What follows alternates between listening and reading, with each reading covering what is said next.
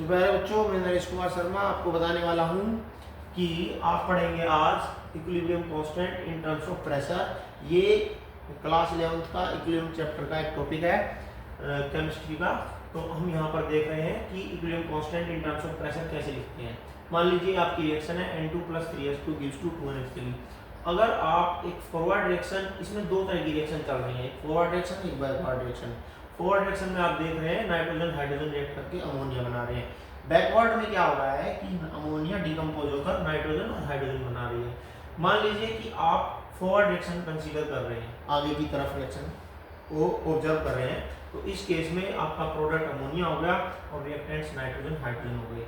अगर आप Kp लिखना चाहते हैं, equilibrium constant in terms of pressure for forward reaction, तो आप क्या करेंगे, यहाँ पर लिखेंगे प्रोडक्ट में जो गैस है उसका प्रेशर।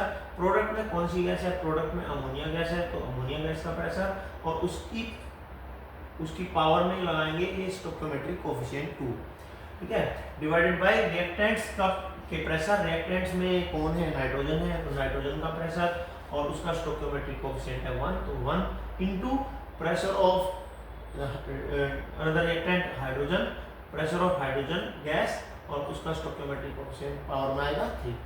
इस तरह से आप Kp लिख सकते हैं फॉरवर्ड रिएक्शन के लिए। बैकवर्ड रिएक्शन के लिए अगर आप Kp लिखना चाहते हैं तो उसके लिए बैकवर्ड रिएक्शन के केस में क्या होगा, जब रिएक्शन पीछे की तरफ होगी तो ये यहाँ पर डिकम्पोज होगा, तो ये रिएक्टेंट बन जाएगा और ये दोनों प्रोडक्ट होंगे। और प्रोडक्ट, अगर ये दोनों प्रोडक्ट्स होंगे बैकवर्ड रिएक्शन के केस में, तो बैकवर्ड रिएक्शन का जो इक्विलिब्रियम कांस्टेंट है उसको मैं Kp डैश से रिप्रेजेंट कर रहा हूँ।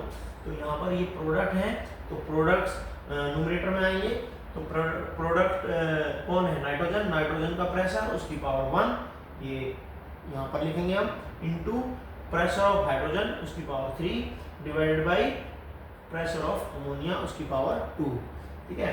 तो इस तरह से हम बैकवर्ड रिएक्शन के लिए भी इक्विलिब्रियम कांस्टेंट लिख सकते हैं, ठीक है।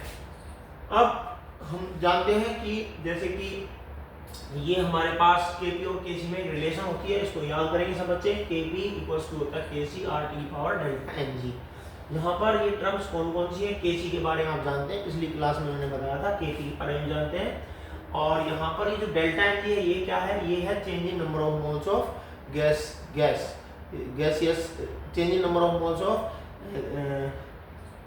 गैसियस रिएक्टेंट्स एंड प्रोडक्ट्स में अगर देखेंगे तो कितने मोल्स का चेंज आया वो देखेंगे हम यहाँ पर। तो डेल्टा Ng आपका Np माइनस Nr, प्रोडक्ट के मोल माइनस रिएक्टेंट के मोल। प्रोडक्ट के गैसेस मोल लेने हैं, तो यहाँ पर जो प्रोडक्ट है हमारा फॉरवर्ड रिएक्शन के लिए वो अमोनिया है, उसके मोल कितने हैं? वो एक गैस है, उसके मोल 2 है, तो यहाँ पर 2 लिखेंगे, माइनस रिएक्टेंट्स के मोल, रिएक्टेंट्स की गैसेस लेने हैं, तो ये दोनों ही गैस हैं रिएक्टेंट। तो टोटल मोल कितने हैं रिएक्टेंट के? 3 मोल तो हाइड्रोजन के हैं, 1 मोल नाइट्रोजन के हैं, तो टोटल मोल है 4। तो यहाँ पर रिएक्टेंट के मोल लिखेंगे 4, तो 2 माइनस 4, ये आ गया -2। उसके बाद R क्या चीज़ है? R है यूनिवर्सल गैस कांस्टेंट, इसकी वैल्यू सब बच्चे याद करेंगे, 8.314 जूल पर केल्विन पर मोल। और T आपका एब्सोल्यूट टेम्परेचर है, ये जो T है एब्सोल्यूट टेम्परेचर है। एब्सोल्यूट टेम्परेचर होता है कोई भी टेम्परेचर जो केल्विन में मापा जाता है। यहाँ पर जो इस कंटेनर में रिएक्शन चल रही है, मान लीजिए कंटेनर है, इसके अंदर रिएक्शन चल रही है, नाइट्रोजन हाइड्रोजन आपस में रिएक्ट करके अमोनिया बना रहे हैं, तो यहाँ पर इस रिएक्शन के दौरान जो टेम्परेचर होगा वो टेम्परेचर आपको केल्विन में लेना है। तो any temperature in kelvin is called absolute temperature, ठीक है। अब ये जो प्रेशर्स हैं ये पार्शियल प्रेशर है गैसेस की। तो अब मिलेंगे नेक्स्ट क्लास में और न्यूमेरिकल्स करेंगे Kp और Kc पर बेस्ड।